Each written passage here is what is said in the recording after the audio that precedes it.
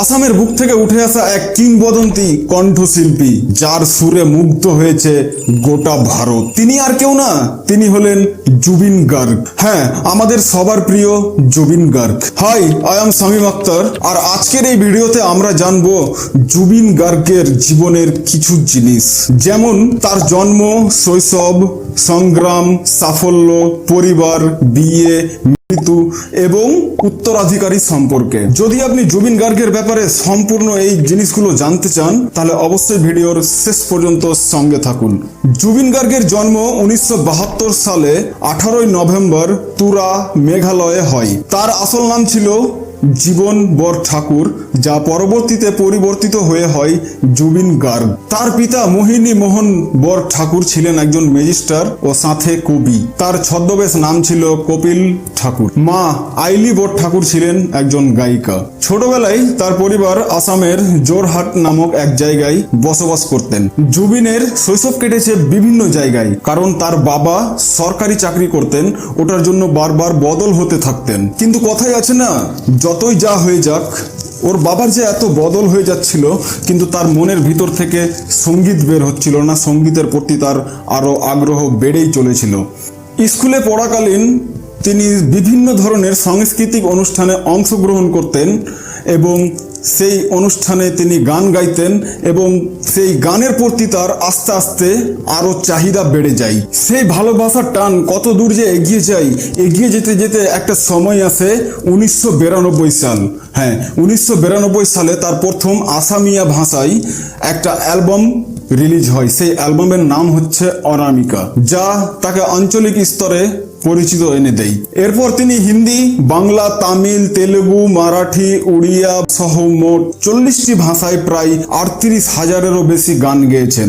এক বছরে তিনি 800টিরও বেশি গান রেকর্ড করেছেন এবং এক রাত্রে, মাত্র একটি রাত্রে 36টিরও বেশি গান রেকর্ড করার তার রেকর্ড রয়েছে। তার উল্লেখযোগ্য হিট গানগুলোর মধ্যে রয়েছে Ya Ali movie, Gangster 2006, Subah Subah movie, Jaane Tu ইয়া জানে না, ক্যা রাজ হে। তার মধ্যে আসামের আরো অনেক হিট সং রয়েছে।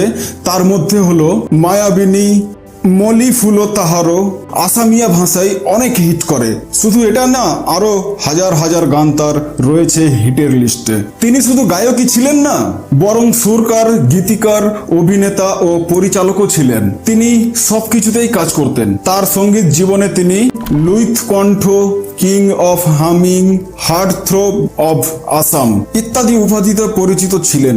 একজন গায়ক যিনি এত রকমের উপাধি শুধু পেয়েছিলেন নিজের জীবনে গান গেয়ে।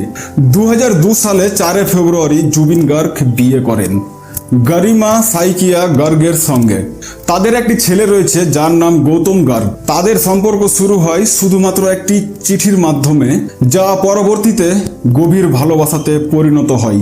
যদিও গরিমার পরিবার তাদের সম্পর্ক মেনে নিতে চায়নি, তবে সময়ের সাথে সাথে সব ঠিক হয়ে যায়, সব মেনে নেয়। সবকিছুই তাদের জীবনে ঠিকঠাক চলছিল, কিন্তু হঠাৎ করেই নেমে আসলো এক কালো ছায়া, যা তার পরিবারের জীবনকে সারা জীবনের মতো বদলে দেয়, সাথে সাথে পুরো ভারতবাসীর মনকেও উজাড় করে চলে যায়। 2025 সালে 19 সেপ্টেম্বর সিঙ্গাপুরের নর্থ ইস্ট ইন্ডিয়া ফেস্টিভ্যালে অংশগ্রহণ করতে গিয়ে সাঁতার কাটার সময় হঠাৎ অসুস্থ হয়ে পড়েন জুবিন গার্গ। কিন্তু তড়িঘড়ি হসপিটালে নিয়ে গিয়েও কোনো ফল পায়নি। অবশেষে ভারতীয় 2:30 তাকে মৃত বলে ঘোষণা করা হয়। মৃত্যুর কারণ হিসাবে ডাক্তাররা জানায় সাঁতার কাটার সময় শ্বাসকষ্ট, সিজার বা ডুবন্ত অবস্থায় সমস্যায় পড়ে তার মৃত্যু হয়েছে। তার মৃত্যুর খবর ছড়িয়ে পড়তেই আসামের সাথে সাথে পুরো ভারতে শোকের ছায়া নেমে আসে। বিভিন্ন সঙ্গীত শিল্পী, রাজনীতিবিদ এবং সাধারণ মানুষ তার প্রতি শ্রদ্ধা নিবেদন করেন। জুবিন গার্গের মৃত্যু শুধু আসামের নয়, গোটা ভারতের সাংস্কৃতিক জগতের একটা বড় ক্ষতি। তবে তার গান, সুর, সঙ্গীতের প্রতি ভালোবাসা চিরকাল থাকবে। তার শেষ ছবি রয় রয় বিনালে 31 অক্টোবর মুক্তি পাবে, যা তার শিল্পী সত্তার এক চিরন্তর স্মৃতি হয়ে থাকবে।